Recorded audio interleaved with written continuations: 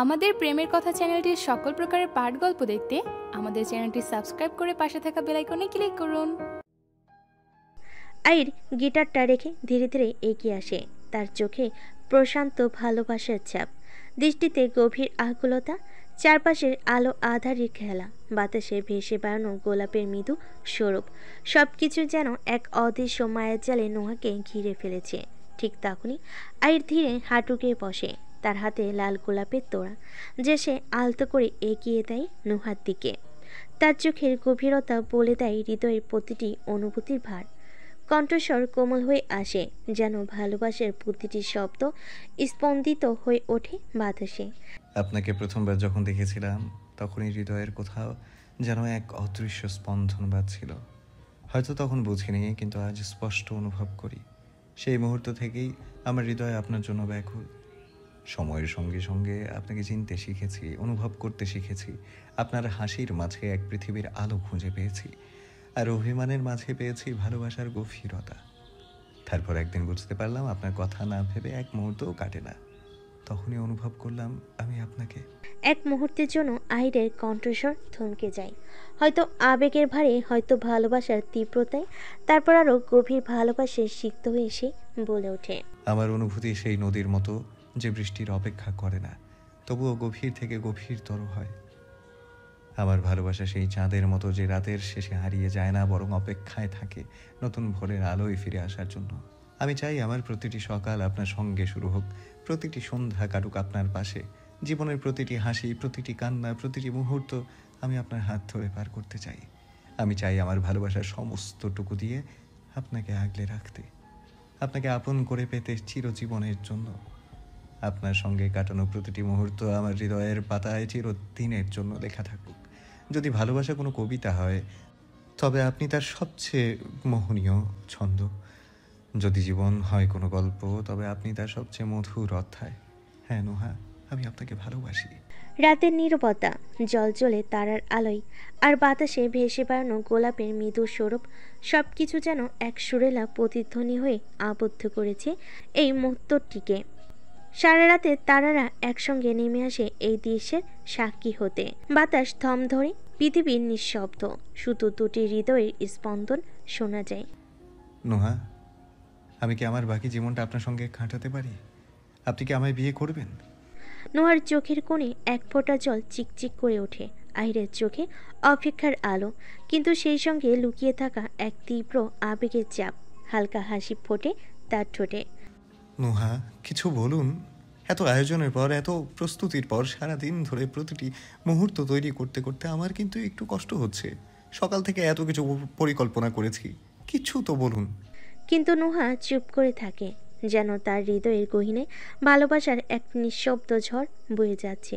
চারপাশে ফেরি লাইটস এর আলো জ্বলজ্বল করে, বাতাসের কাঁপন যেন তাদের নিঃশ্বাসের ভার বহন করে। মুহূর্তটি যেন হয়ে ওঠে চিরস্থায়ী, অমর রাতের আকাশের তারার মতো। নোহা পেছনে ফিরে দাঁড়ায়। আহির সামান্য চমকে ওঠে, উঠে দাঁড়িয়ে এক পা এগিয়ে যায় নোহার দিকে। আর ঠিক তখনই নোহা হঠাৎ ঘুরে দাঁড়িয়ে সমস্ত কষ্টর আবেগে একসঙ্গে নিয়ে আহিরকে শক্ত করে জড়িয়ে ধরে। আহির এক মুহূর্তের জন্য থমকে গিয়ে এক পা পিছিয়ে যায়, যেন বিশ্বাস করতে পারছে না নোহা মুখ গুজে আছে তার বুকে, আর ফুপিয়ে কান্নার শব্দে ভিজে যাচ্ছে মুহূর্তটি। আহির নোহাকে ধীরে ধীরে আরো শক্ত করে আঁকড়ে ধরে। নোহা, আপনি কি ভয় পেয়েছিলেন? আহিরের গলা কাঁপে। নোহা কোনো উত্তর না দিয়ে হঠাৎ ধাক্কা দিয়ে তাকে সরিয়ে দেয়। আপনি এটা কিভাবে করতে পারলেন আহির? আপনি কি পাগল? এটা কোন ধরনের পাগলামি? আপনি যা খুশি তাই করবেন, কিন্তু একবারও ভেবেছেন অপর পক্ষের কি অনুভূতি হতে পারে? আপনি জানেন আপনাকে ওই অবস্থায় দেখে আমার মাথায় কত চিন্তা ঘুরপাক খাচ্ছিল, কেমন লাগছিল আমার। এসব কি আপনার কাছে মজা মনে হয়? আমাকে কি পাথর মনে হয় আপনার? আহির কিছুটা হতভম্ব হয়ে তাকিয়ে থাকলো, তারপর ধীরে ধীরে নিজের কান ধরে বলল, আমি বুঝতে পারিনি, সরি। ঠিক আছে। আহির ভুরু কুঁচকে হাসলো। এত তাড়াতাড়ি মাফ করে দিলেন? আমি তো ভাবলাম অন্তত 100 বার উঠবস করাবেন। চাইলে বলতে পারেন। দরকার নেই। সে তো বুঝতে পারছি, কিন্তু আমার উত্তর আমি এখনো পাইনি। নোহা কিছুটা বিভ্রান্ত হয়ে তাকালো, চোখের কোণে জমে থাকা অশ্রু অদ্ভুত এক আভা ছড়িয়ে দেয় তার চেহারায়। আপনি কি শুনতে চান? বিয়ে করা বউকে আবার বিয়ের প্রস্তাব দিচ্ছেন? আমি তো কিছুই বুঝতে পারছি না। আহির মৃদু হাসে। আপনি শুধু হ্যাঁ বলুন, বাকিটা আমি বুঝে নেব। আপনি কি এখনো ভাবতে চান? দেখুন প্লিজ, এটা ভেবে হ্যাঁ বলবেন না যে আমি এত আয়োজন করেছি। যদি আপনার উত্তর না হয়। আহিরের বাক্যটি সম্পূর্ণ হওয়ার আগেই নোহা আলতো করে তার গালে হাত ছোঁয়ালো। আহির স্থির হয়ে যায়, যেন কোনো স্বপ্নের মধ্যে আছে সে। অনুভূতিগুলো একসঙ্গে এসে সমস্ত অস্তিত্ব গ্রাস করে নেয়। তার চোখে বিস্ময়। নুহা, এটা এটা কি ছিল? ভূমিকম্প বোধহয় এত তাড়াতাড়ি শেষ হয় না। 1 মিনিট, এটা কি শোধবোধ ছিল নাকি? তার মানে আপনি কি ইনডাইরেক্টলি না বলছেন?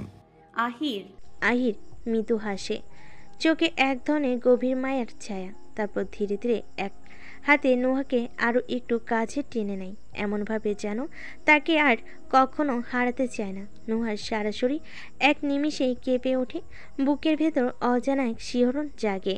সে নিঃশব্দে চোখ বন্ধ করে আহিরের বুকে মাথা রাখে, যেন এই আশ্রয়ের বাইরে পৃথিবী বলে কিছুই নেই। আহিরের উষ্ণ স্পর্শে তার হৃদয় ধুকপুকানিতে নোহা নিজেকে হারিয়ে ফেলে, পুরোপুরি মিশে যায় তার অস্তিত্বের গভীরে। নুহা, হুম। আর একবার রিপিট করবেন? আমি ঠিক বিশ্বাস করতে পারছি না। নোহা আর আহির বাড়ির দরজার সামনে এসে থামতেই চোখ পড়ল ঈশান সেখানে দাঁড়িয়ে আছে। তার মুখে এক চিলতে হাসি, যেন অপেক্ষার অবসান হয়েছে। নোহা এক মুহূর্ত অবাক হল, তবে কোনো কথা না বলে সোজা সিঁড়ি বেয়ে উপরে চলে গেল। ঈশান হালকা মুচকি এসে আহিরের দিকে তাকিয়ে বলল, আহির ভাই, কাজ শেষ হয়ে গেছে? পাস নাকি ফেল? আহিরের ঠোঁটের কোণে এক টুকরো হাসি এনে বলল, পাগল হয়েছিস? ফেল করা কি আমার স্বভাব? আমি গোল্ডেন A+। তোর ভাই কিন্তু ভালো ছাত্র, এটা কি তুই জানিস না? ঈশান হাসি চাপিয়ে বলল। শুনে ভালো লাগলো ভাই, তোমার জন্য শুভকামনা রইল। আহির মাথা ঝাঁকিয়ে হালকা হেসে বলল, ধন্যবাদ দরজা খুলে দেওয়ার জন্য। এবার তুইও যা, ঘুমিয়ে পড়।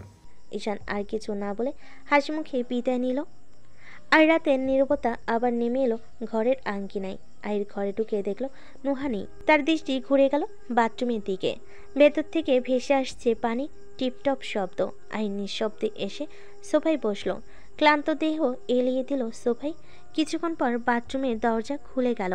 নোহা ধীর পায়ে বেরিয়ে এলো। ভেজা চুল থেকে এক ফোঁটা করে টুপটুপ করে মেঝেতে পানি পড়ছে। আয়নার সামনে দাঁড়িয়ে তোয়ালে দিয়ে চুল মুছতে লাগলো। তার গায়ে কালো কুর্তি, এলোমেলোভাবে শরীর জড়িয়ে থাকা কালো ওনা, ভেজা চুলের আনচান স্রোত, সব মিলে এক অনির্বচনীয় দৃশ্য। আই চুপচাপ উঠে দাঁড়ালো, দৃষ্টি আটকে গেল নোহার উপর। তার চোখে এক ধরনের মুগ্ধতা, এক অজানা আবেশ। নোহা নিজের মতো ব্যস্ত ছিল, কিন্তু হঠাৎ পেছনে কারোর উপস্থিতি অনুভব করলো। শীততারাবে এক শীতল শিহরণ নেমে এলো, থমকে দাঁড়ালো। আয়নায় চোখ পড়তেই দেখতে পেল আহির। তার গভীর দৃষ্টি যেন তাকে গ্রাস করে নিচ্ছে। নোহা দ্রুত চোখ নামিয়ে নিল, হাতের তোয়ালি নাড়াচাড়া থেমে গেল। তার পুরো সত্তা লজ্জায় গুটিয়ে গেল, যেন আবছা আলোয় লাল হয়ে উঠেছে। আহির নিঃশব্দে এগিয়ে এলো, তার দৃষ্টিতে এক গভীর মায়া। ধীরে ধীরে হাত বাড়িয়ে নোহার ভেজা চুল এক পাশ থেকে সরিয়ে অন্য পাশে রাখলো। তার মৃদু স্পর্শে নোহার শরীর কেঁপে উঠল। শ্বাসের গতি যেন অজান্তেই কিছুটা বেড়ে গেল। মুহূর্তে যেন এক অতল আবেশে ডুবে গেল। সেখানে কেবল নিঃশ্বাসের শব্দই প্রতিধ্বনিত হচ্ছে। আহির আলতো করে ঠোঁট ছোঁয়ালো নোহার কাঁধে। নোহা শিহরিত হয়ে চোখ বন্ধ করে ফেল। হৃদয়ের প্রতিটি স্পন্দন তখন যেন আরো দৃঢ়, আরো বেগবান হয়ে উঠল। অবচেতনে তার এক হাত উঠে গিয়ে আঁকড়ে ধরল আহিরের চুল, কিন্তু হঠাৎ যেন বাস্তবতার স্পর্শে নোহার সম্বিত ফিরে পেল। দ্রুত আহিরকে ঠেলে একটু দূরে সরিয়ে নিল নিজেকে, গলায় এক অস্পষ্ট কাঁপুনি। আহির ওই আহির গভীর দৃষ্টিতে তাকালো। তার চোখে কোনো অভিযোগ নেই, বরং মৃদু হাসি ফুটে উঠল ঠোঁটে। সমস্যা নেই, আপনি যতটা সময় নিতে চান পারেন। অনেক রাত হয়েছে, আপনি শুয়ে পড়ুন। বলে সে সোফার দিকে এগিয়ে যেতে গেল। ঠিক তখনই পেছন থেকে এক নরম স্পর্শ আহিরের হাত আঁকড়ে ধরল। আহির একটু অবাক হয়ে ঘুরে তাকালো। নোহার চোখ নামানো, লজ্জায় আচ্ছন্ন মুখ, অনেক কথাই যেন না বলার থেকে গেল। আপনি বিছানায় থাকতে পারেন। সকালে নরম রোদ্দুর জানালার পর্দা ভেদ করে ঘরে ঢুকেছে। হালকা বাতাস পর্দার কোনায় দোল খাচ্ছে। আহির ধীরে ধীরে চোখ মেলে দেখল নোহা আয়নার সামনে দাঁড়িয়ে অফিসের জন্য তৈরি হচ্ছে। আহির ঘুমজড়ানো কণ্ঠে বলল। আপনি অফিস যাচ্ছেন? নোহা আয়নার দিকে তাকিয়ে ঠোঁটের কোণে এক চিলতে হাসি ফুটিয়ে বলল। আপনি এখনো ঘুমাচ্ছেন? আজ চাকরি খুঁজতে বের হবেন না? আহির আলসে ভঙ্গিতে মাথা গুজে হাসল। আজ আর না, তবে একটা বিশেষ অনুরোধ আছে। আজকে একটু তাড়াতাড়ি ফিরবেন, আপনার জন্য একটা সারপ্রাইজ আছে। নোয়া সন্দেহ ভরা চোখে তাকালো। আহির আরো গভীর দৃষ্টিতে নোহার দিকে তাকালো, চোখে একরাশ প্রশান্তি আর মুগ্ধতা। মৃদু হেসে বলল। আরে না, আপনি জানেন, আপনার দিকে তাকালেই মনে হয় এই মুহূর্তটাই আমার জীবনের সবচেয়ে সুন্দর মুহূর্ত। আর আমি চাই এটা কখনো শেষ না হোক। ঘুম থেকে উঠে আপনাকে দেখছি, উফ, আফসোস হচ্ছে এতগুলো সকাল কিভাবে মিস করলাম। নোয়া কোনো জবাব দিল না, শুধু এক ঝলক তাকিয়ে নিয়ে সোজা বেরিয়ে গেল দরজা পেরিয়ে। আহির চুপচাপ তাকিয়ে রইল দরজার দিকে, মৃদু হাসল। আপনাকে যা বলেছিলাম তার কিছুই করার দরকার নেই। আমি এই বিষয়ে আর কোনো ঝামেলা চাই না, সব কিছু ঠিক আছে। আইনজীবী একটু বিস্মিত হয়ে তাকালেন, বুড়ো কুচকে বলেন। কিন্তু ম্যাডাম, আরেকবার ভেবে দেখবেন না, এটা অনেক টাকার ব্যাপার। নোহা শান্ত স্বরে জবাব দিল। দেখুন, এটা আমার পরিবারের বিষয়। যদি আমার আব্বু বেঁচে থাকতেন তাহলে তিনি কখনোই এই পথে হাঁটতেন না। তার ভাই যদি বিপদে পড়তো তিনি নিশ্চয়ই সাহায্যের হাত বাড়িয়ে দিতেন। আমিও চাই না এই বিষয়টা নিয়ে আর এগোতে, যা হয়ে গেছে সেটা নিয়ে আর ভাবতে। এখন শুধু সামনে এগিয়ে যেতে চাই। আপনি আসতে পারেন। আপনাকে কষ্ট দেওয়ার জন্য দুঃখিত। আইনজীবী নোহার মুখের দিকে কিছুক্ষণ তাকিয়ে রইলেন। তার চোখে যেন এক ধরনের দ্বিধা। এই সিদ্ধান্তে কি একেবারে চূড়ান্ত? কিন্তু নোহার দৃঢ় দৃষ্টিতে কোনো অস্পষ্টতা ছিল না। অবশেষে সামান্য মাথা ঝুঁকিয়ে বলেন। ঠিক আছে ম্যাডাম, তবে ভবিষ্যতে যদি কখনো প্রয়োজন হয় নিশ্চিন্তে রাখবেন। নোহা কেবল মাথা ঝাঁকালো। আইনজীবী দরজা দিয়ে বেরিয়ে যেতেই সে গভীর শ্বাস পেল। বুকের ভেতর জমে থাকা অদৃশ্য ভারটা যেন মুহূর্তেই হালকা হয়ে গেল। নোহার জীবনে যা কিছু ঘটেছে তার দায়ভার সে আর কাউকে দেবে না। অভিযোগের বোঝা বইতে বইতে ক্লান্ত হয়ে গেছে সে। আজকের পর থেকে আর কোনো অভিযোগ নয়, কোনো দোষারোপ নয়, বিশেষ করে রৌফমিকে নিয়ে আর কোনো ঝামেলায় জড়াবে না। যদি সত্যি সে কোম্পানির টাকা আত্মসাৎ করে থাকে তাতেও নোহার কিছু যায় আসে না। এই বিষয় নিয়ে মাথা ঘামিয়ে নিজেই শান্তি নষ্ট করার কোনো মানে নেই। তার জীবনের সবচেয়ে বড় চাওয়া এখন আহির। আহিরের সঙ্গে সে একটি ছোট্ট সুখী পরিবার গড়ে তুলবে। এমন একটি ঘর যেখানে কেবল ভালোবাসা থাকবে, শান্তি থাকবে। পারফেক্ট জীবন বলে কিছু হয় না, তবে অসম্পূর্ণ জীবনের মাঝেও সুখ খুঁজে নেওয়া যায়। নোহা চাই তাদের জীবনটা হোক সহজ সরল কিন্তু সুন্দর। এবার সত্যি সে নিজের জন্য একটি পরিবার চাই, একটি ভালোবাসায় ভরা হাসি খুশি হ্যাপি ফ্যামিলি। নোহা তখনও ভাবনার জগতে হারিয়েছিল, কিন্তু হঠাৎ পরিচিত এক কণ্ঠ তার চিন্তার স্রোতকে থামিয়ে দিল। নোহা। গভীর কঠিন এক স্বর। সে চমকে তাকালো।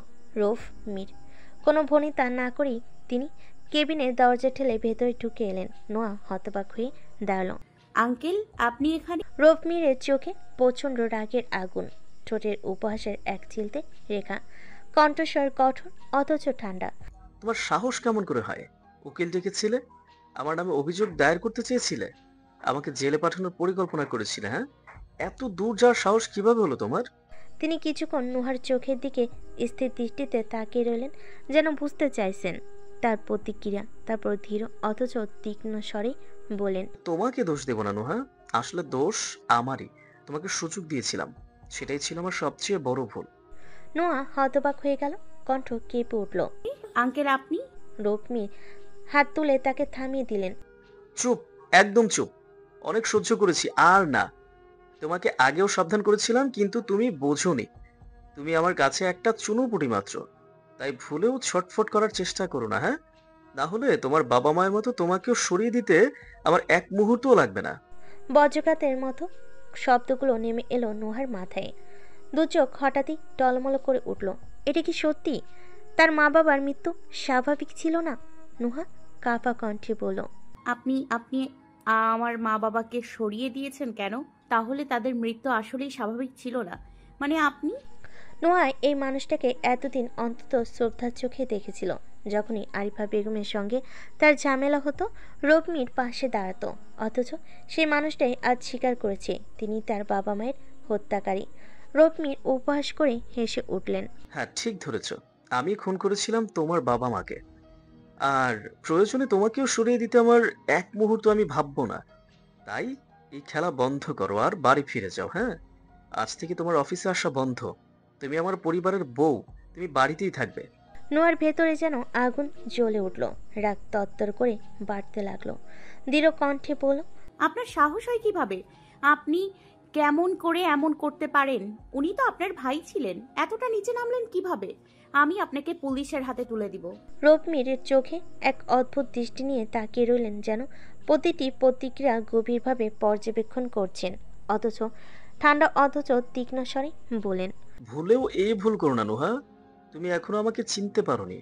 আমার হিংস্রতার সম্পর্কে সন্দেহ করছো? তোমার ধারণা নেই যে আমি কতটা ভয়ঙ্কর হতে পারি। নুহা কঠিন দৃষ্টিতে তাকিয়ে রইল, ভয় তাকে ছুতেই পারল না। দৃঢ় কণ্ঠে বলল, কি করবেন আপনি? হ্যাঁ, আমাকে মেরে ফেলবেন? তাই করুন, আমি ভয় পাই না। রোফমির হেসে উঠলেন, এক ধরনের ঠান্ডা ভয়ঙ্কর হাসি। জানি তুমি সাহসী, নিজের জীবন হারানোর ভয় নেই তোমার, কিন্তু তোমার কাছের মানুষ, তাদের নিশ্চয় হারাতে চাও না। নুহার মুখ পলকে ফ্যাকাশে হয়ে গেল, তার ভেতর তীব্র এক আতঙ্কের ঢেউ আসছে পড়ল। আপনার দিন শেষ হয়ে এসেছে, তাই একটু ভয় করুন। খবরদার যদি আমার বোনের কোনো ক্ষতি করার চেষ্টা করেন তবে। রোফমির উদাসীন ভঙ্গিতে মাথা ঝাঁকলেন। তবে কি? তুমিই তো বললে যে আমার দিন শেষ হয়ে এসেছে। ধরো, তোমার বোনের নতুন সংসার, তার স্বামী সহ একটা গাড়ি দুর্ঘটনায় চলে গেল তোমার মা বাবার মতো ওপরে। এটাকে খুন বলবে নাকি দুর্ঘটনা? এই ঘটনার জন্য কোনো পুলিশ আমাকে গ্রেফতার করবে শুনি? নুহা বিস্ময়ে তাকিয়ে রইল রোফমিরের দিকে। এতদিনে চেনা মানুষটি কিভাবে নিজের ভেতর এমন ভয়ানক এক রূপ লুকিয়ে রেখেছিল। রোফমির ধীরে ধীরে তার দিকে এগিয়ে এলেন, ঠান্ডা গলায় বলেন, আচ্ছা, হারানোর মতো কি শুধু তোমার বোনই আছে? আমার তো মনে হয় এখন তোমার আরো কেউ আছে। নোয়া এবার হতবাক। কি হলো, বুঝতে পারছো না? তোমার স্বামীর কথাই বলছি। একটু মানবিকতা নিজের মধ্যে বাঁচিয়ে রাখুন। উনি আপনার ছেলে, নিজের ছেলের ক্ষতি করতে চাইছেন? আপনি কি বলছেন একবার ভেবে দেখুন। রোফমির ঠান্ডা গলায় বলেন, আমি জানি আমি কি বলছি। হ্যাঁ, সে আমার ছেলে, কিন্তু সে আমার মতো হয়নি। তাকে তুমি আমার ছেলে মনে করো? ওর মতো একটা নির্বোধ অযোগ্য ছেলেকে আমি 6 বছর আগেই হারিয়েছি বলে ধরে নিয়েছিলাম। সে বেঁচে থেকেও মরে আছে আমার কাছে। নিজের স্বার্থের জন্য যদি নিজের ভাইকে সরাতে পারি, তবে ছেলের জন্য কতটা শোক করব ভাবছো? নোহার মুখ বিকৃত হয়ে গেল ঘৃণায়। ছি, আপনার মতো মানুষ এই পৃথিবীতে আছে? নিজের রক্ত, নিজের সন্তান, তাকেও ক্ষমতার লোভে শেষ করে দিতে চাচ্ছেন? আপনাকে দেখে ঘৃণা হচ্ছে রৌফ মীর, আপনাকে ধিক্কার জানাই। রোফমির মৃদু হাসল, যেন নুহার ঘৃণা তাকে স্পর্শ করতে পারছে না। তার চোখে এক ধরনের অদ্ভুত ঝিলিক, ঠোঁটের কোণে উপহাসের এক চিলতে রেখা। তুমি এখনো কিছুই দেখোনি রোহা, আমাকে দেখাতে বাধ্য করো না। মনে রেখো, আমি তোমার শুভাকাঙ্ক্ষী নই। সেদিন তোমার বাবা মায়ের সঙ্গে তোমরা দু বোনও চলে যেতে পারতে জানো, কিন্তু কেন রেখেছিলাম সেটাই এখন আফসোস হয়। যদি জানতাম যে দুধকলা দিয়ে পোষার সাপ একদিন আমাকেই ছোবল দেবে, তাহলে আগেই বিষদাঁত ভেঙে দিতাম। তবে সমস্যা নেই, এখনো সব শেষ হয়ে যায়নি। তার কণ্ঠের শীতলতা যেন বরফকেও হার মানায়। তবে শোনো, আমি তোমার জন্য একটা সুযোগ রেখে গেলাম। আহিরের সঙ্গে তোমার সুখের সংসার করো, সন্তান লালন পালন করো। মেয়ে মানুষের জন্য এটাই উপযুক্ত কাজ। আর যদি আমার পথে বাধা হও, তবে যা যা বলেছি তার প্রতিটা হুমকি বাস্তবে পরিণত করব। রোফমিরের চোখে এক অদ্ভুত ঝলক, তার ঠোঁটের কোণে এক নিষ্ঠুর হাসি রেখা, যেন সেই মুহূর্তের প্রতিটি ভয়, প্রতিটি উত্তেজনা সে উপভোগ করছে। চলো বৌমা, বাড়ি যাওয়া যাক, তোমার জন্য একটা সারপ্রাইজ আছে। নোহা চোখ সরু করে তাকালো, তার শরীরে তখনও রাগের কাঁপুনি। আপনার ছেলে যদি আপনার কুকীর্তি সব জানতে পারে তাহলে কি হবে ভেবে দেখেছেন? যখন সে বুঝবে তার বাবা একজন নরপিশাচ, তখন কি আপনার প্রতি ভালোবাসাটা আর থাকবে? রোফমির হালকা হাসলো, যেন এই প্রশ্নের উত্তর তার জানা। বাহ, আমার ছেলেকে বেশ ভালোই চিনেছো তুমি। কিন্তু ভুলে যেও না, সে যতই তোমাকে ভালোবাসুক, আমি তো তার বাবা। এই সম্পর্ক কখনো ছিন্ন করা যায় না। আমার প্রতি তার শ্রদ্ধার ভালোবাসা তুমি কোনোদিনই নষ্ট করতে পারবে না। বরং সাবধান, ভুলেও তাকে সত্য বলার চেষ্টা করো না। বাবার জন্য সে তোমাকে ছুঁড়ে ফেলার ক্ষমতা রাখে। নুহার কণ্ঠে অবিচল দৃঢ়তা। আপনার নিজের প্রতি এত বিশ্বাস? তবে আফসোস, আপনি কিছুই করতে পারবেন না। শাস্তি আপনাকে পেতেই হবে, এটাই নিয়তির বিধান। রৌপ্মির চোখ সরু করলো, ঠোঁটে ঠান্ডা হাসি। তুমি আমাকে শাস্তি দেবে? বেশ, okay. Tick tick tick, the game is started. এবার দেখা যাক তুমি কি করতে পারো। নোহা দরজার চৌকাঠ পেরিয়ে ঘরে প্রবেশ করতে দেখতে পেল পুরো ডাইনিং রুম অন্ধকার, নিমজ্জিত। মুহূর্তের জন্য তার মনে হলো হয়তো এখানে কেউ নেই। ঠিক তখনই নিঃশব্দে এক ফালি আলো এসে সামনে পড়ল। আলোটা ধীরে ধীরে স্পষ্ট হতে থাকলো, আর ঠিক কেন্দ্রে দাঁড়িয়ে আছে আহির। তার চোখে এক অদ্ভুত দীপ্তি, কণ্ঠে গভীর স্নিগ্ধতা। সে ধীর পায়ে নোহার দিকে এগিয়ে এলো। আজ 13ই মে, 6 বছর আগে এই দিনে আমাদের সম্পর্কের এক অনিবার্য অধ্যায় শুরু হয়েছিল। তখন আপনাকে চিনতাম না, জানতাম না, এমনকি জীবনে একবারও দেখিনি। অথচ কেবল 3টি পবিত্র শব্দের মাধ্যমে আপনাকে নিজের করে নিয়েছিলাম চিরদিনের জন্য। নিজের অজান্তেই যেন মিশে গিয়েছিলাম আপনার অস্তিত্বে। আহির থামলো এক মুহূর্ত, তারপর আবার বলল, তারপর একটা ভুল। যদিও আমি আজও সেটাকে ভুল মনে করি না, তবুও কোথাও একটা আফসোস রয়েই গেছে। যদি সেই দিনের সেই ভুলটা না হতো, তাহলে হয়তো সব কিছু আজ অন্যরকম হতে পারত। কিন্তু আপনি নিশ্চয়ই জানেন, যদি কেউ কারোর জন্য সত্যি বরাদ্দ থাকে, তাহলে পৃথিবীর যে প্রান্তেই থাকুক না কেন, তাদের মিলন অবধারিত। তাই তো 7 সমুদ্র 13 নদী পেরিয়ে চলে এসেছি আপনার শহরে। নোয়া অপলক দৃষ্টিতে তাকিয়ে আছে আহিরের দিকে। আহিরের কণ্ঠে এক দুর্নিবার আকর্ষণ। এরপর প্রথম দেখা, প্রথম অনুভব, প্রথম জানা, আর তারপর হাসলো, দেখলো, জয় করলো। ইতিহাসের সেই অমর বাণী যেন আমার গল্পেও লেখা হয়ে গেছে। আমি আপনাকে জয় করেছি। আজ আমাদের সম্পর্কের 7 বছর পূর্ণ হলো। সময়ের পথ চলা দীর্ঘ হলেও আমরা পাশাপাশি ছিলাম না, তবুও অনুভূতির এই বন্ধন কখনো ক্ষীণ হয়নি, কখনো মুছে যায়নি। আজ এই বিশেষ দিনে আমি সেই পুরনো ভুলের সংশোধন চাই। আহির এক মুহূর্ত থামলো, নোহার চোখের গভীরে তাকিয়ে রইল, যেন তার হৃদয়ের সবটুকু সত্য উজাড় করে দিয়েছে। আমি চাই নতুন করে শুরু করতে, তবে এবার আর কোনো জোর জবরদস্তি নয়, এবার শুধু স্বেচ্ছায়, হৃদয়ের টানে। এক নিঃশ্বাসহীন মুহূর্ত নেমে এলো তাদের মাঝে। নোহার হৃদয় যেন নিজের অজান্তে এক অনির্বচনীয় দ্বন্দ্বের মধ্যে পড়ে গেল। অতীতের দহন, বর্তমানে টানা পড়েন, আর ভবিষ্যতের এক সম্ভাবনাময় ডাক। সব মিলিয়ে সে নিজেকে কোথায় দাঁড়িয়ে আছে ঠিক বুঝতে পারছিল না। এক দৌড়ে এসে আহিরকে শক্ত করে জড়িয়ে ধরল নোহা, যেন এতদিনের সমস্ত প্রতীক্ষা, সমস্ত অনুভূতি, সমস্ত অব্যক্ত ভালোবাসা এক মুহূর্তে উজাড় করে দিতে চায়। আহির তার উষ্ণতা অনুভব করে মৃদু হেসে বলল, নোহা, যদিও আমি চাই আপনি সবসময় এভাবেই আমার বুকে থাকুন, কিন্তু এখানে সবাই আছে। আহিরের কথায় নোয়া হঠাৎ যেন বাস্তবে ফিরে এলো। একটু লজ্জা পেয়ে দ্রুত চোখের কোণে জমে থাকা অশ্রুবিন্দুগুলো মুছে নিয়ে আড়াল করলো আহিরের থেকে। পরক্ষণেই ধীরে ধীরে আহিরের বাহু পাশ থেকে নিজেকে সরিয়ে নিল। ঠিক তখনই ঘরের সবগুলো আলো একসঙ্গে জ্বলে উঠল, আর মুহূর্তের মধ্যেই বাড়ির সব সদস্য করতালি দিতে দিতে বেরিয়ে এলেন। চারিদিকে আনন্দের ছোটা, প্রত্যেকের মুখে প্রশান্তির হাসি। কেউ অভিবাদনে দৃষ্টিতে তাকিয়ে, কেউ প্রশ্রয় স্নেহে মুখর, আবার কেউ আবেগের দ্রুতিতে উজ্জ্বল। ঈশানের হাতে ধরা ফোনের স্ক্রিনে স্পষ্ট দেখা যাচ্ছে ভিডিও কলে রয়েছে সালমান, আর উচ্ছ্বাসিত মুখে পর্দার ওপার থেকে উচ্ছ্বাস স্পষ্ট। সালমান হেসে বলল, আরে ভাই, তোকে কি বলেছিলাম আর তুই কি করলি? ধ্যাত, ভাবি নেহাত ভালো মানুষ, তাই তো এতটুকুতেই সব মেনে নিয়েছে। ভাবি 6টা বছর অপেক্ষা করছে তোর জন্য। আজকাল এমন মানুষ কোথায় পাওয়া যায় যে এত বছর অপেক্ষা করতে পারবে? এখন তো সুযোগ পেলেই সবাই বিশ্বাস ভাঙতে ব্যস্ত। আহির হেসে বলল, কি ব্যাপার, এমন আকালের দিন পড়লো যে তুই 100টা কথার মধ্যে 80টাই ভুল বলিস, এখন আমায় জ্ঞান দিচ্ছিস? যাই হোক, তোর মুখ দেখে মনে হচ্ছে সদ্য কবর থেকে উঠে এসেছিস। শরীর খারাপ নাকি? সালমান বিরক্তির ভঙ্গিতে মুখ বাঁকিয়ে বলল, এই ধরনের শরীর খারাপ আমার রোজই হয়, বাদ দে, রাখছি, একটু বাইরে বের হব। আহির মুচকি হেসে বলল, আচ্ছা, কিন্তু তুই না বলেছিলি বিয়েটা লাইভ দেখবি? সালমান গম্ভীর হয়ে বলল, একটা ভিডিও পাঠিয়ে দিস, ব্যাস। বাই, এমন কিছু নিষিদ্ধ জিনিস আছে যে আপাতত দেখাতে চাইছি না। বলেই ফোনটা কেটে দিল। ঘরের বাতাসে তখনও হাসির ঝলক, ভালোবাসার উষ্ণতা আর প্রতীক্ষার প্রাপ্তির এক গভীর প্রশান্তি ছড়িয়েছিল। ঘরে আবারও হাসির রোল উঠল, আনন্দ, উচ্ছ্বাস, উষ্ণ ও শুভেচ্ছার মাঝে নুহার দৃষ্টি আটকে রইল একমাত্র আহিরের দিকে। আহিরও মুচকি হেসে তার দিকে তাকিয়ে রইল। চলুন, কাজী সাহেব অপেক্ষা করছে। সেই হাসিতে ছিল নিশ্চিন্তার আভাস, ছিল এক অন্তহীন প্রতিশ্রুতি। অবশেষে সমস্ত নিয়ম মেনে সাক্ষীদের সামনে উচ্চারিত হলো পবিত্র কবুলের শব্দ। আরও একবার এক হলো নুহা আর আহির। এক নতুন শুরু, এক নতুন প্রতিশ্রুতির বন্ধনে বাধা পড়ল তারা। কিন্তু এরই মাঝে নুহার হৃদয়ে বয়ে চলল এক অজানা ঝড়।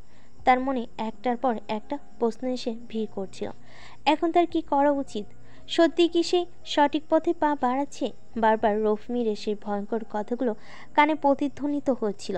বাবাকে ভালোবাসে তো, বাবার জন্য তোমাকেও ছুঁড়ে ফেলার ক্ষমতা রাখে। চোখের সামনে দাঁড়িয়ে আছে আহির, মুখে প্রাপ্তির খুশি।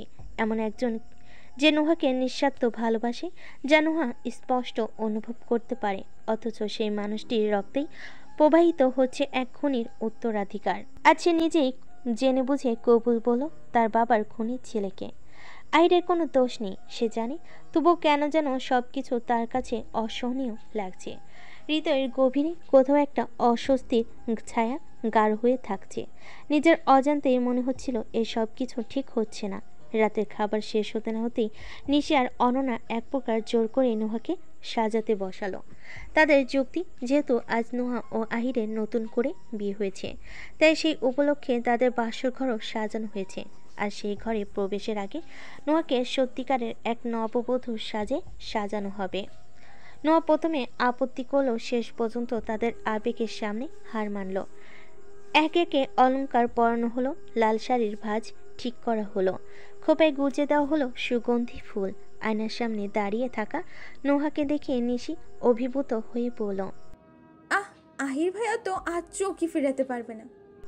এদিকে আহিরের হৃদয়ের মধ্যে তখন এক অদ্ভুত অস্থিরতা খেলা করছিল।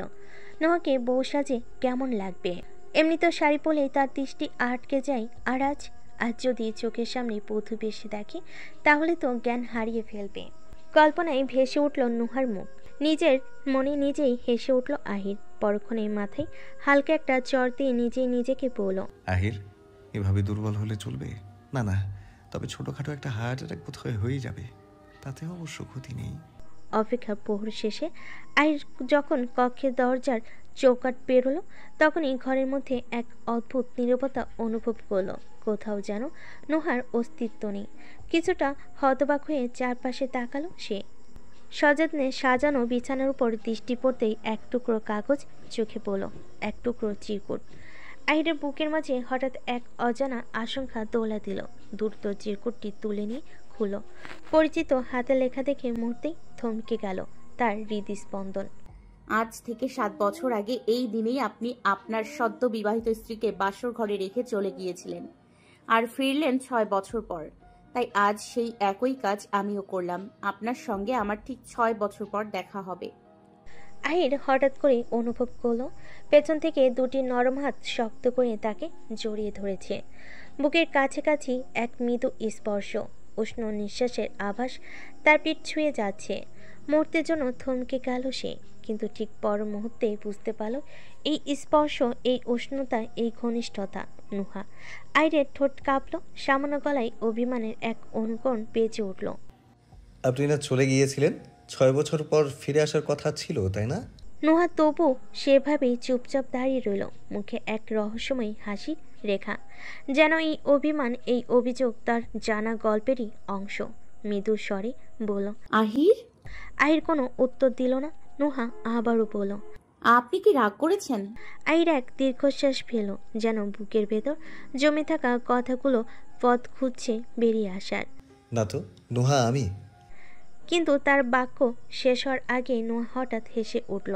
সেই হাসির সুরে ছিল এক অদ্ভুত কোমলতা। সরি, আমি তো জাস্ট মজা করছিলাম। মজা কি শুধু আপনিই করতে পারেন? আহির, জানেন, ছোটবেলা থেকেই আমি একা একা বড় হয়েছি। আমাদের ছোট পরিবার, আব্বু আম্মু, আমি আর নিশি। বাবা মা দুজনেই কাজে ব্যস্ত থাকতেন, সময় কম ছিল, কিন্তু তবু আমরা ভালোই ছিলাম। আমাদের মধ্যে এক ধরনের বন্ধন ছিল।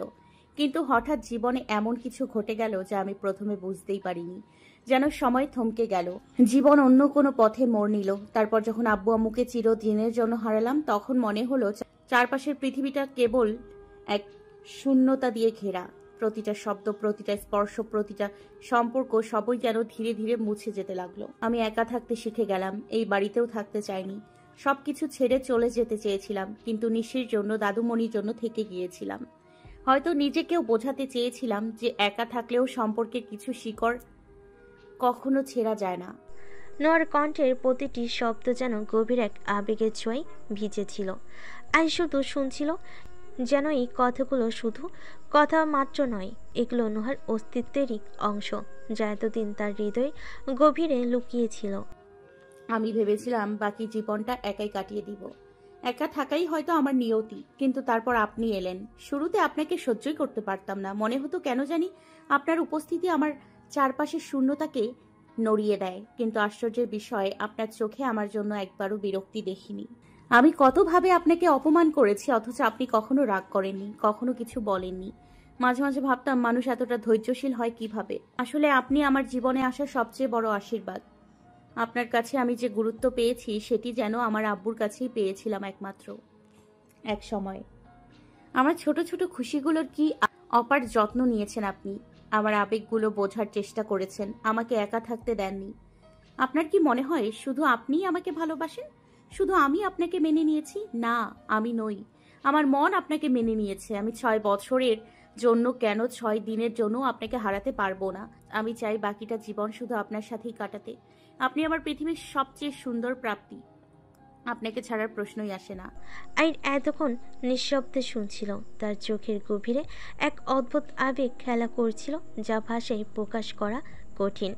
নোয়ার কথাগুলো শুনে গম্ভীর স্বরে বলল, আপনি ভেবে বলছেন?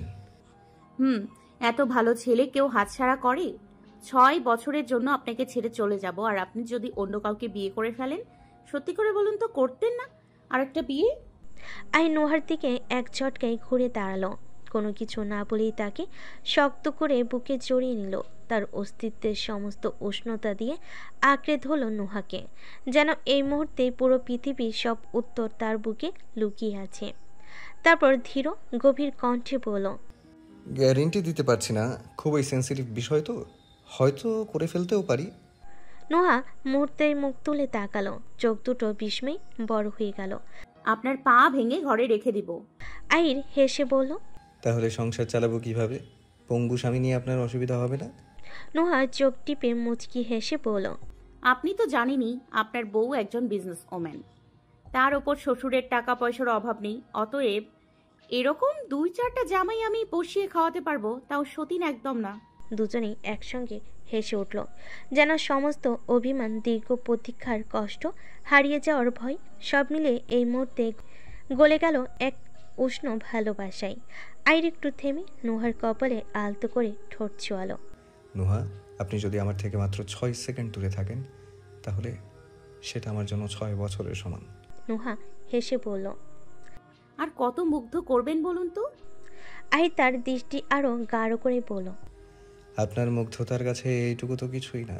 আপনি নিজেও জানেন না আপনি আমাকে কতটা মুগ্ধ করার ক্ষমতা রাখেন। আর আজ আপনাকে এই রূপে দেখে সমস্ত মুগ্ধতার সীমা অতিক্রম হয়ে গেছে। আমি এতটা সুন্দর নই। আই ধীরে ধীরে এগিয়ে এলো, চোখের অপার গভীরতা, তার কণ্ঠে এক দৃঢ় মায়াবী সুর। একবার আমার চোখ দিয়ে নিজেকে দেখবেন, তাহলে বুঝতে অসুবিধা হবে। এখানে যার যার দৃষ্টির উপর নির্ভর করে রূপ থাকা জরুরি নয়। বলে আই নোয়ার গালের পাশে মুখ এনে এক আলতো চুম্বনে ছুঁয়ে দিল তাকে। নোহার হৃদস্পন্দন মুহূর্তের জন্যই থেমে গেল, চোখ দুটো আপনা আপনি বন্ধ হয়ে এলো। আই নোহাকে কোলে তুলে নিল। নোহা এক চিলতে অবাক হয়ে আইরের গলায় হাত জড়িয়ে ধরল। তার স্নিগ্ধ সুবাস, শক্ত হাতের ভরসা, সব মিলিয়ে এক অনাবিল প্রশান্তির অনুভূতি ছড়িয়ে পড়ল নোহার মনে। আই তাকে খাটে শুয়ে দিয়ে কপালে আলতো করে একটা চুমু দিল, যেন সে তার সমস্ত ভালোবাসা এই স্পর্শে গেঁথে দিচ্ছে। আপনার মুখের এই হাসিটা আমি সারা জীবন ধরে রাখবো, আর যে জায়গাটা আপনি আমাকে দিয়েছেন সেটা আমি সারা জীবন ধরে আগলে রাখবো। সারা জীবন আপনার সাথে থাকবো, কখনো আমাদের মাঝে দূরত্ব আসতে দেব না। ঘৃণা, রাগ, কষ্ট কোনো কিছুই আমাদের ভালোবাসার মধ্যে আসতে পারবে না। আর সতীনের তো প্রশ্নই আসে না। অনেক রাত হয়ে গেছে, ঘুমিয়ে পড়ুন। আই ধীরে ধীরে সরতে চাইল, কিন্তু ঠিক তখনই নুহা তার কাঁধে হাত রাখল। আহির নোহার দিকে তাকাতেই নোহা তড়িঘড়ি করে চোখ ফিরিয়ে নিল। তার গালে এক চিলতে লজ্জার আভা। আহির মুচকি হেসে নোহার কপালের সঙ্গে নিজের কপাল ঠেকিয়ে দিল। নোহার নিঃশ্বাস ভারী হয়ে এলো, চোখ দুটো আপনভাবে নিমিলিত হয়ে গেল। নোহা, আপনি? নোহা কিছু বলল না, শুধু চোখের পলক নামিয়ে রাখল। এক অনির্বচনীয় আবেগ তাদের দুজনকে একসাথে ভাসিয়ে নিয়ে গেল অনুভূতির গভীর সমুদ্রে। রাত গভীর হলো আর তাদের হৃদয়ের বাঁধন আরও নিবিড় হয়ে জড়িয়ে গেল এক অব্যক্ত অনন্ত বন্ধনে। সকালটা যেন এক কোমল সোনালি পরশে ভেসে যাচ্ছে। জানালার ফাঁক গলে আসা মিষ্টি রোদ ঘরের কোনায় স্নিগ্ধ আলো ছড়িয়ে দিয়েছে। হালকা বাতাস পর্দার আড়ালে লুকোচুরি খেলছে। ঘর জুড়ে এক নিবিড় প্রশান্তি। আহির এখনও গভীর ঘুমে আচ্ছন্ন। প্রশান্ত মুখে নিঃশ্বাসে ভারসাম্য ঠিক রেখে নিশ্চিন্তে শুয়ে আছে। তার বুকে নেমে আসা নিস্তরঙ্গ প্রশান্তি যেন ঘরের বাতাসকেও ভারী করে তুলেছে। নোহা ধীরে ধীরে উঠে বসল। এক মুহূর্ত চুপচাপ তাকিয়ে থাকে আহিরের প্রশান্ত মুখের দিকে। ঘুমের দেশে হারিয়ে যাওয়া এই মানুষটাকে এত নির্ভর, এত কোমল আগে কখনো দেখা হয়নি। তার কপালের উপর এলোমেলো চুলগুলো নোহা আলতো করে সরিয়ে দিল। একটা মৃদু হাসি খেলে যায় তার ঠোঁটে। তারপর ধীরে ধীরে বিছানা থেকে উঠে দাঁড়ায়, পায়ের শব্দ পর্যন্ত আটকে রেখে নিঃশব্দে চলে গেল, যাতে আহিরের শান্ত ঘুমটুকু কোনোভাবেই ব্যাহত না হয়। নোহা সবেমাত্র গোসল সেরে আয়নার সামনে দাঁড়িয়ে ভেজা চুল মুছতে ব্যস্ত। তার প্রতিচ্ছবিতে ফুটে উঠল এক অনাবিল সৌন্দর্য। সে চুলগুলো এক ঝটকায় নাড়াতেই সেখান থেকে কয়েক ফোঁটা পানি ছিটকে গিয়ে পড়ল আহিরের মুখে। আহির চোখ কুঁচকে নড়ে চড়ে উঠল, তারপর ধীরে ধীরে চোখ খুলো। কিছুক্ষণ চুপচাপ তাকিয়ে থাকলো নোহার দিকে, তারপর ঠোঁটের কোণে এক টুকরো হাসি এনে বলল, আমাকে ডাকলেন না যে? নোহা চমকে ফিরে তাকালো। আহির যে এতক্ষণ ধরে তাকে দেখছিল তা বুঝতেই পারেনি। একটু অবাক হয়ে বলল, আপনি অজ্ঞানের মতো ঘুমোচ্ছিলেন, তাই ভাবলাম জ্ঞান আর নাই বা ফেরালাম। আহির আলতো হাসলো, তারপর হালকা গলায় বলল, কাল সারা রাত আপনার জন্য ঘুমাতে পারিনি। কথাটা শুনতে যেন নোহার সারা শরীরে এক অদ্ভুত লজ্জার স্রোত খেলে গেল। মনে হলো তার বুকের ভেতরটা কেমন যেন ধক ধক করছে। ঠোঁটটা একটু কেঁপে উঠল, কিন্তু কিছু বলল না। ঠিক তখনই আহির একটা গভীর হাই তুলে বলল, আপনি জানেন আপনি কত জোরে নাক ডাকেন? এইভাবে নাক ডাকলে কেউ ঘুমাতে পারে? নোহা মুহূর্তেই ঘুরে তাকালো। কি বললেন আপনি? আমি নাকি নাক ডাকি? আহির কৌতুক ভরা গলেই বলল, হ্যাঁ, আবার অস্বীকার করছেন? নোহা অবিশ্বাসের দৃষ্টিতে তাকিয়ে রইল আহিরের দিকে। আহির তখনই উঠে দাঁড়িয়ে হাত উঁচু করে বলল, শুনুন তো, আপনার জন্য দেরি হয়ে গেল, আমাকে কিন্তু চাকরি খুঁজতে যেতে হবে। নোহা হাত গুটিয়ে গম্ভীর মুখে বলল, ঠিক আছে, তাহলে আজ থেকে আপনি সোফায় থাকবেন, যেখানে এতদিন থাকতেন। তাতে হয়তো আপনার আর কোনো অসুবিধা হবে না। আহির এক পা এগিয়ে এলো নোহার দিকে, চোখে সে চিরচেনা উষ্ণতা। তারপর হঠাৎই নোহাকে পিছন থেকে শক্ত করে জড়িয়ে ধরল। তার উষ্ণ শ্বাস এসে নোহার গলায় ঘাড়ের কাছে।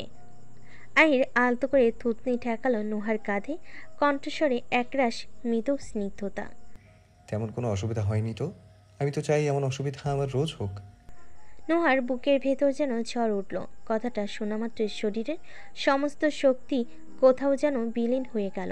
লজ্জায় গাল রঙিন হয়ে উঠল। সে নিজেকে সামলানোর চেষ্টা করলো, কিন্তু আহির তখনই আরও কাছে ঝুঁকে এলো। গভীর মায়েই তার নরম গালে ঠোঁট ছুঁয়ে দিল, যেন এক টুকরো কোমল সন্ধ্যায় সে নামলো তাদের মাঝে। তারপর মৃদু হেসে বলল, ধন্যবাদ। নোহা যেন স্থির থাকতে পারছিল না। সারা শরীরে অনুভূতির এক অদ্ভুত কম্পন ছড়িয়ে পড়ল। সে দ্রুত মুখ ঘুরিয়ে নিচু স্বরে বলল, আপনার দেরি হচ্ছে না? হঠাৎ করিডরে কারোর পায়ের আওয়াজ শোনা গেল। আহির নোহাকে ছেড়ে দিয়ে দ্রুত সরে গিয়ে নিজেকে গুছিয়ে নিল। ঠিক তখনই পরিচিত এক কণ্ঠস্বর ভেসে এলো, আহির। রোফমিরকে দেখে আহির হালকা হাসলো। কোনো দরকার আব্বু? রোফমির গম্ভীর মুখে এগিয়ে এসে বলেন, হ্যাঁ, তোমার সঙ্গে একটা দরকার আছে। আজ তোমাকে আমার সঙ্গে অফিসে যেতে হবে, একটু এসো। আহির মাথা কাত করে সম্মতি জানালো। আচ্ছা, আমি রেডি হয়ে আসছি বলে সে দ্রুত ওয়াশরুমের দিকে চলে গেল। নোহা তখন একটু এগিয়ে এসে স্থির কণ্ঠে বলল, রোপমিরের চোখে বিদ্রুপের ঝলক খেলে গেল। হালকা হাসলেন, তবে সেই হাসির ভেতরে ছিল প্রসন্ন হুমকি। সেই কৈফিয়ত কি আমার তোমাকে দিতে হবে? নিজেকে কি ভাবতে শুরু করেছো বলো তো? বেশি বাড়াবাড়ি করো না, নয়তো তোমার এই উড়াউড়ি বন্ধ করতে আমার 1 মিনিটও লাগবে না। নোয়া একটুও ভরকালো না, তার চোখে দৃঢ়তার আগুন। শান্ত কিন্তু দৃঢ় কণ্ঠে বলল, আপনিও বরং আনন্দ উপভোগ করুন যতদিন পারেন, কারণ খুব তাড়াতাড়ি আপনি জেলের ভেতরে থাকবেন, আর সেই ব্যবস্থা আমি নিজে করব। রোফমির এবার মুখ শক্ত করলেন, কণ্ঠস্বরে একরাশ তাচ্ছিল মিশে বলেন, তুমি কতদিন এই বাড়িতে থাকতে চাও সেটা ঠিক করো। আমাকে জেলে পাঠানো সহজ নয়, আর তাছাড়া 6-7 বছর আগের একটা অ্যাক্সিডেন্টের জন্য কোনো পুলিশ কি আমাকে গ্রেফতার করবে? নোয়ার চোটে বিদ্রুপের হাসি ফুটল। এই তো গত মাসেও কোম্পানি থেকে টাকা সরানো হয়েছে, এর জন্য কেস করাই যায়, তাই না? আপনি আমাকে অপশন দিয়েছিলেন, এখন আমি আপনাকে অপশন দিচ্ছি। চুপচাপ নিজের অপরাধ স্বীকার করুন, বাকি জীবনটা সুস্থ মানুষ হয়ে বেঁচে থাকার চেষ্টা করুন, নয়তো আমাকে যদি আপনাকে জেলে পাঠাতে হয় তবে শাস্তি আরো কঠিন হবে। রোফমির এবার আর সংযম ধরে রাখতে পারলেন না, এক ধাপ এগিয়ে সে কণ্ঠ নামিয়ে ফিসফিস করে বললেন, গলার স্বর নিচে রাখো, নয়তো তোমাকে আমি। ঠিক তখনই ওয়াশরুম থেকে বেরিয়ে এলো আহির। আব্বু, কোনো সমস্যা হয়েছে? রোফমির সঙ্গে সঙ্গে মুখের অভিব্যক্তি বদলে ফেলেন, হাসি মুখে বলেন, না না, আমি তো নোহার সঙ্গে অফিসের বিষয়ে কথা বলছিলাম। তোমরা তাড়াতাড়ি তৈরি হয়ে নিচে এসো, একসঙ্গে নাস্তা করব। বলে সোজা ঘর থেকে চলে গেলেন। আহির নোহার দিকে এগিয়ে এলো, চোখে একরাশ অনুসন্ধিৎসা, কণ্ঠে মৃদু উদ্বেগ ঝরে পড়ল। নুহা, কিছু হয়েছে? নোহা হালকা হাসলো, যেন কিছুই হয়নি এমন ভাবে, কিন্তু সেই হাসির আড়ালে যে কিছু একটা লুকিয়ে আছে তা আহির বুঝতে পারছিল। স্বাভাবিক কণ্ঠে বলল, কিছু না তো। নোহা। আহির গভীরভাবে তার নোহার দিকে তাকালো, তারপর নরম গলায় বলল, শুনুন নুহা, যদি আব্বুকে নিয়ে আপনার মনে কোনো দ্বিধা থেকে থাকে দয়া করে সেটা সারিয়ে ফেলুন। আমরা যা কানে শুনি সবসময় তা সত্যি হয় না। অনেক সময় আমাদের আপনজনরাই আমাদের সবচেয়ে বড় শত্রু হয়ে ওঠে। তাই একজনের কথায় অন্যজনকে দোষী ভেবে নেবেন না। আমি যেমন আপনাকে ভালোবাসি, তেমনি আমার আব্বুকেও ভালোবাসি। আপনাদের মধ্যে এই লড়াইটা আমার জন্য সহ্য করা খুব কষ্টকর হবে। আমি জন্মের পর থেকে আব্বুকে দেখেছি, কখনো কোনো খারাপ কাজ করতে দেখিনি। আমি তাকে চিনি, বিশ্বাস করি। তাই যদি কেউ আপনাকে ভুল পথে চালিত করার চেষ্টা করে তবে। নোয়া হঠাৎই কথার মাঝে আহিরকে থামিয়ে দিল, গভীর দৃষ্টি নিয়ে প্রশ্ন ছুঁল, আপনি ফুপির কথা বলছেন তাই না? যে মানুষটা আপনাকে বিদেশে পাঠিয়েছিল সে আর কেউ না, ফুপি, তাই না? আহির চমকে উঠল, এক দৃষ্টিতে তাকিয়ে রইল নোহার দিকে। নোহা জানলো কিভাবে? তাহলে কি ফুপ্পি সব বলে দিয়েছে, নাকি নোহা নিজেই কোনোভাবে সত্যটা জেনেছে? নীরবতার ভারী পর্দা নেমে এলো দুজনের মাঝে। সকালে নরম রোদ্দুর জানালা দিয়ে প্রবেশ করে ঘরের আবহে এক স্নিগ্ধ আলো ছড়িয়ে দিয়েছে। নাস্তার টেবিলে পরিবারের সবাই একত্র হয়েছে, চারপাশে পরিচিত শৃঙ্খলা আর স্নেহময় উষ্ণতা বিরাজ করছে। আহির ও নোহাও এসে বসেছে সবার মাঝে। হাস্যরস আর হালকা কথোপকথনে মুহূর্তগুলো আনন্দে ভরে উঠছিল, কিন্তু আচমকায় সেই স্বাভাবিকতার ছন্দপতন ঘটল। রোপমির গম্ভীর স্বরে বলে উঠলেন, আমার তোমাদের সবাইকে কিছু বলার আছে। তার কণ্ঠে এমন এক দৃঢ়তা ছিল যে সবাই এক মুহূর্তের জন্য থমকে গেল। নাস্তার টেবিলে যেন অদৃশ্য এক ভারী ভাব নেমে এলো। একে অপরের দিকে তাকিয়ে সবাই অপেক্ষা করতে লাগলো পরবর্তী বাক্যের জন্য। রোফমির একটু থেমে নিয়ে গভীর দৃষ্টিতে চারপাশে তাকিয়ে বলেন, আমি আর শেহনাজ সিদ্ধান্ত নিয়েছি খুব শিগগিরই অনন্যার ঈশানের বিয়ে দেব। মুহূর্তের মধ্যে যেন সময় স্থির হয়ে গেল। চারপাশ নিস্তব্ধ, শুধু বাতাসের মৃদুস্রোত জানালার পর্দা দোলাচ্ছে। প্রথমেই আহির নীরবতা ভেঙে মুখ খুলল, তার কণ্ঠে বিস্ময়ের ছোঁয়া। কিন্তু আব্বু? আহিরের কথা শেষ হওয়ার আগেই শেহনাজ মীর দৃঢ় কণ্ঠে বলে উঠলেন, কিসের কিন্তু আহির? আমি জানি অনন্যা একটা ভুল করেছে, কিন্তু তার মানে এই নয় যে সে সারা জীবন মানুষের কটু কথা সহ্য করবে। সে আমার ভাইয়ের মেয়ে, বাইরের লোকজন অনেক কিছু বলে, এই বিয়েটাই ওর জীবন গুছিয়ে নেওয়ার একমাত্র উপায়। ঈশানের সঙ্গে ওর বিয়ে হলে সবার কথা আপনা আপনিই থেমে যাবে, ও নতুন করে বাঁচতে পারবে। ঘরের ভেতর যেন নিঃশব্দ এক ঝড় বয়ে যাচ্ছে। চারপাশে বাতাস ভারী হয়ে উঠেছে অদৃশ্য এক টানা পোড়নে। এতক্ষণ নোহা চুপ করে সব শুনছিল, স্পষ্ট দৃঢ় স্বরে সে বলে উঠল, আপনারা কি একবার অনন্যা আর ঈশানের মতামত নিয়েছেন তারা আদৌ এই বিয়েতে রাজি কিনা? তার প্রশ্ন যেন ভারী বাতাসের মাঝে বজ্রপাতের মতো নেমে এলো। টেবিলের চারপাশে উপস্থিত সবাই এক মুহূর্তের জন্য থমকে গেল। সে নিস্তব্ধতা ভেঙে ঈশান উঠে দাঁড়ালো। তার চোখে এক অদ্ভুত স্থিরতা, কণ্ঠস্বর দৃঢ়, কোনো দ্বিধা নেই। আমি এই বিয়ে করতে পারবো না। সবাই স্তব্ধ হয়ে গেল। ঈশান এক নিঃশ্বাসে বলে চলল, আম্মু, অনন্যার নিশি ছোটবেলা থেকেই আমার কাছে বোনের মতো। আমি কখনোই ওদের নিয়ে সেভাবে ভাবিনি। আর সবচেয়ে বড় কথা, আমি আর ইরিনা আমরা একে অপরকে ভালোবাসি। যদি বিয়ে করতেই হয় তাহলে আমি ইরিনাকেই করব। শেওন আজমির এতক্ষণ চুপচাপ ছিলেন, কিন্তু এবার যেন বিস্ফোরিত হলেন। তার চোখে মুখে বিস্ময়, ক্ষোভ। ঈশান, তুই কি আমার বিরুদ্ধে গিয়ে বিয়ে করবি? তাও ওই গায়ে পড়া মেয়েটাকে? ঈশান বিন্দুমাত্র পিছুপা হলো না। চোখের গভীরে এক প্রকার চূড়ান্ত সিদ্ধান্তের আভাস ফুটে উঠল। স্থির কণ্ঠে বলল, ও যেমনই হোক আমি ওকেই বিয়ে করব। এটাই আমার শেষ কথা। এই কথার পর ঈশান আর এক মুহূর্ত দাঁড়ালো না। কাউকে প্রতিক্রিয়া জানানোর সুযোগ না দিয়েই দ্রুত ঘর থেকে বেরিয়ে গেল। ঈশান শোন। শেওনাজের কণ্ঠ বাতাসে মিলিয়ে গেল। এর ঠিক পরেই অনন্যা উঠে দাঁড়ালো, কিন্তু সে কিছু বলল না। তার চোখে মুখে এক অজানা শূন্যতা, এক চাপা যন্ত্রণা। সে আচমকা দৌড়ে বেরিয়ে গেল ঘর থেকে, যেন কারোর সামনে নিজের কষ্ট প্রকাশ করতে না পারার এক অসহায়তা নিয়ে পালিয়ে গেল অন্ধকারের দিকে। এক মুহূর্তের নিস্তব্ধতা ছুঁয়ে গেল ঘরটাতে। নিঃশব্দ শ্বাস প্রশ্বাসের শব্দ ছাড়া আর কিছুই শোনা যাচ্ছিল না। এরপরই নুহা গভীরভাবে শ্বাস নিয়ে শুরু চোখ করল, কণ্ঠস্বর তীক্ষ্ণ হয়ে উঠল। আপনাদের কাছে বিয়ে মানে আসলে কি বলুন তো? এটা কি শুধু সমাজের সামনে একটা দায় মেটানো? একটা মেয়ে সত্যি সুখী হবে কিনা সেটা কোনো বিষয় নয়। আর আপনি একবারও নিজের মেয়ের কাছে জানতে চেয়েছেন কেন সে নিজের বিয়ের দিন আত্মহত্যার চেষ্টা করেছিল? শুধু নিজের সিদ্ধান্তগুলো ওর ওপর চাপিয়ে দিয়েছেন। আজকেও তাই করছেন। মেয়েটা একটু স্বাভাবিক হওয়ার চেষ্টা করছিল, অথচ আপনারা আবার তাকে সেই অন্ধকারে ঠেলে দিচ্ছেন। আপনাদের কাছে কি নিজের মেয়ে থেকে সমাজ বড় হয়ে গেল? নিজের মেয়ে কি চায় সেটা কোনো বিষয় নয়? বলুন তো কেমন বাবা মা আপনারা? ঘরে বাতাস যেন হিমশীতল হয়ে গেল মুহূর্তেই। এতক্ষণ নীরব থাকা আরিফা বেগম এবার ধমকে সুরে বলেন, নুহা, এটা কিভাবে কথা বলছো তুমি? ভুলে যেও না উনি তোমার শ্বশুর। নুহা আর কিছু বলল না। এক মুহূর্ত চুপচাপ দাঁড়িয়ে থেকে গভীর নিঃশ্বাস নিল, তারপর ধীরে পায়ে ঘর ছেড়ে বেরিয়ে গেল। আরিফা বেগম বিরক্ত হয়ে মাথা নাড়লেন, মুখে অসন্তোষের ছাপ। এই মেয়েকে আমি আর সহ্য করতে পারছি না। অযথা সবসময় তর্ক করবে। আহির, তুই সবসময় ওকে এত প্রশ্রয় দিস কেন বলতো? আহির গভীরভাবে শ্বাস নিয়ে ধীর কণ্ঠে বলল, আম্মু প্লিজ শান্ত হও। আর তাছাড়া উনি কি সত্যিই ভুল কিছু বলেছেন? তোমাদের সত্যি আর একটু ভাবা উচিত ছিল। এই কথার পর আহির আর কোনো বিতর্কে গেল না। ধীর পায়ে উঠে দাঁড়ালো, এক গভীর চিন্তায় ডুবে ঘর ছেড়ে বেরিয়ে গেল। আই দ্রুত পায়ে এগিয়ে গিয়ে নোহার হাত ধরে টেনে থামালো। নোহা চমকে তাকাতেই সে শান্ত কিন্তু দৃঢ় কণ্ঠে বলল, আমি আপনার সঙ্গে কথা বলতে চাই।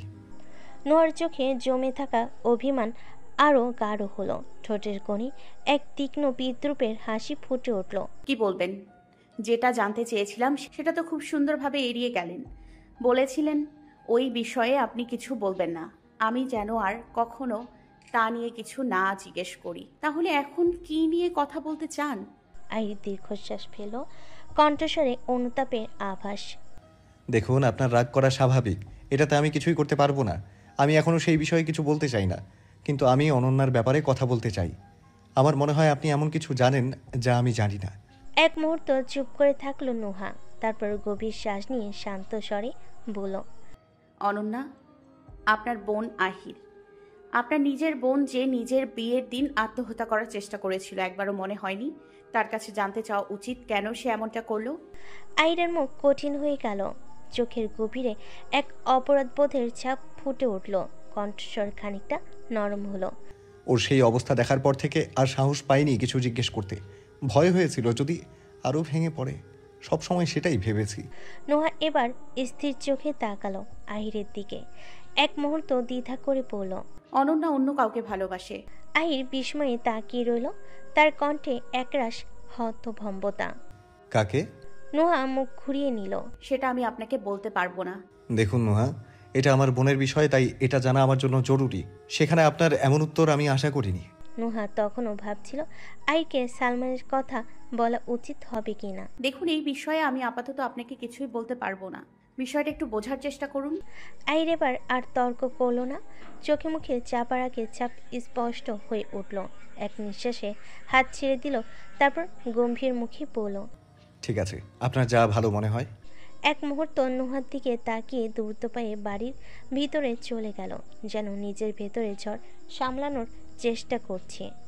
নোহা স্থির দাঁড়িয়ে রইল, বুকের গভীরে এক অজানা অস্থিরতা নিয়ে।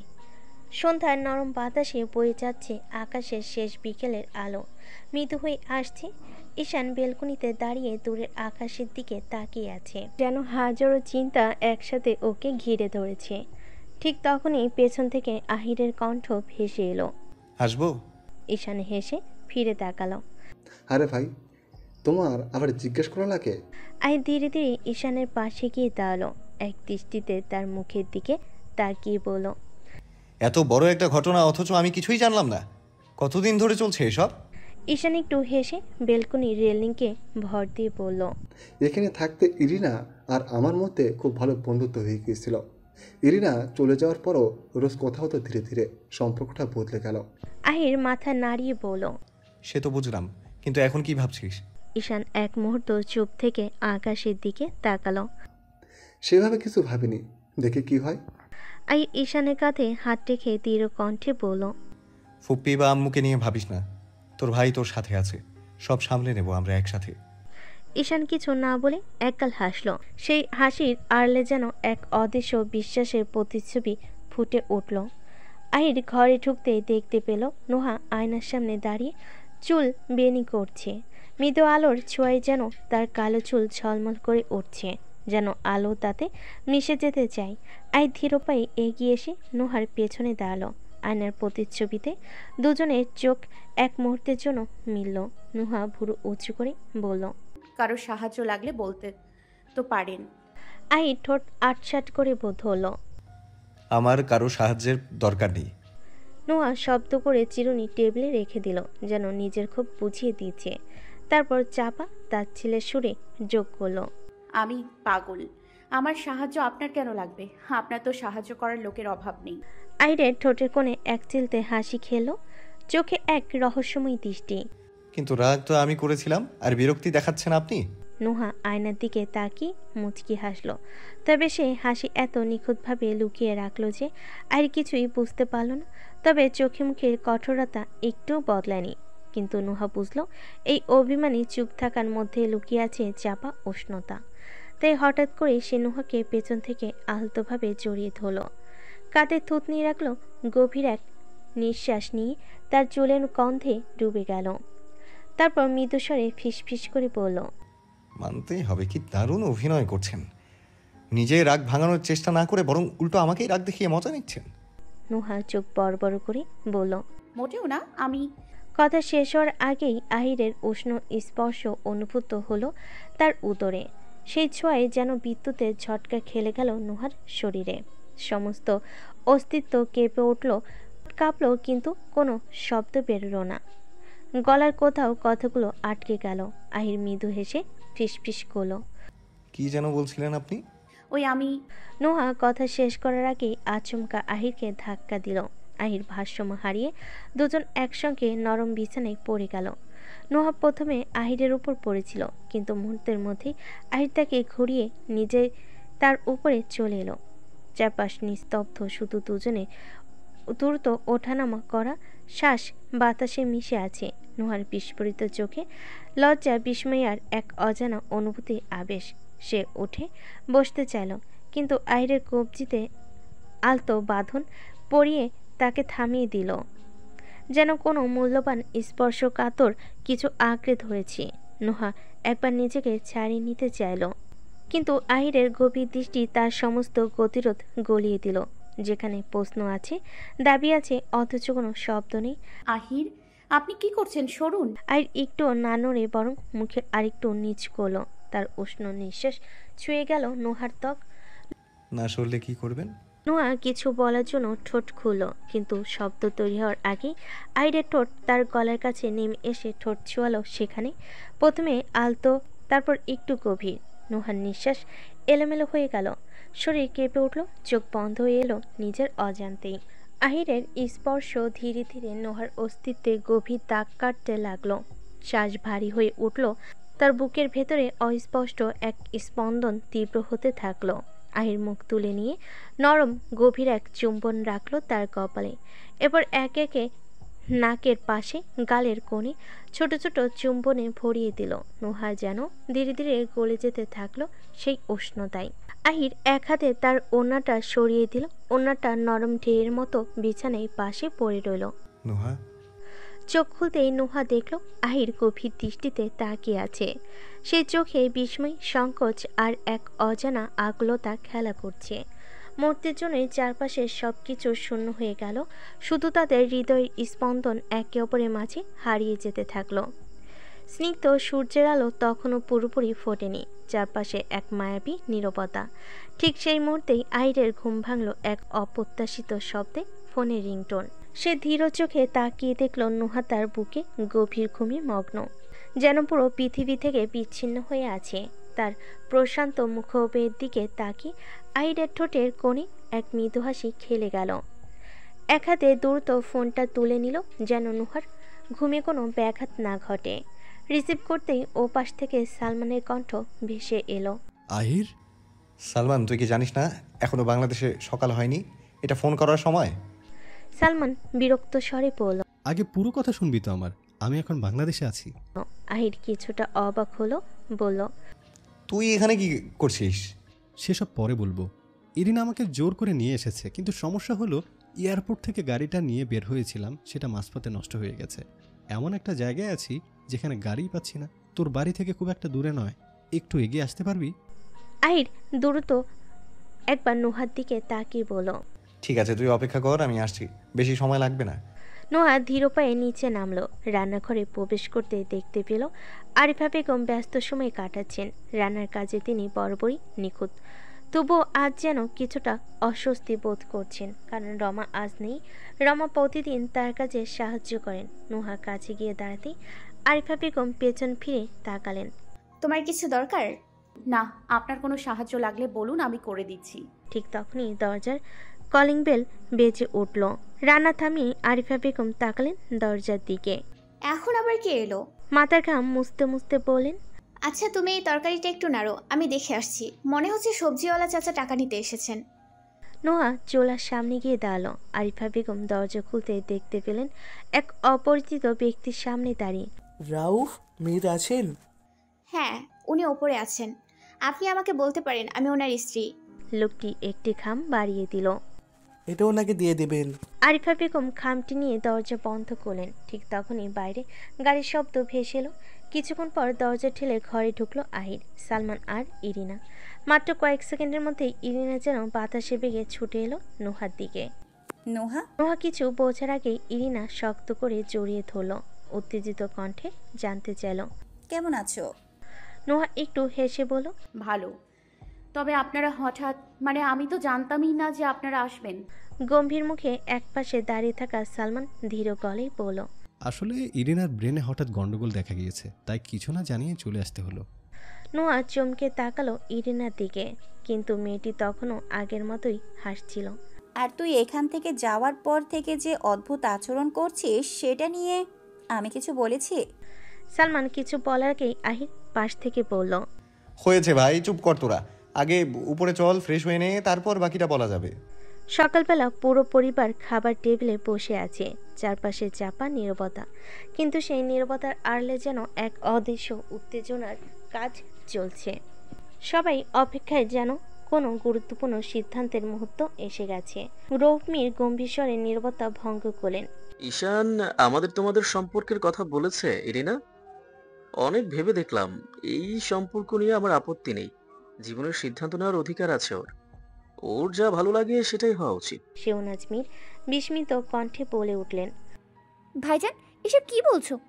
রৌফমির সামান্য বিরক্ত স্বরে বলেন, শাহনাজ আমাকে কথা বলতে দে। ইরিনা, আমাদের পরিবারের সম্মান রয়েছে, এখানে বিয়ে ছাড়া কোনো সম্পর্ক সহজভাবে নেওয়া হয় না। তুমি যদি ঈশানের সঙ্গে থাকতে চাও তাহলে তোমাদের অবশ্যই বিয়ে করতে হবে। কয়েক মুহূর্তে নীরবতা থেমে এলো। ইনা গভীর শ্বাস নিল। চোখের কোণে এক ঝলক দুঃখের ছায়া স্পষ্ট হয়ে উঠল।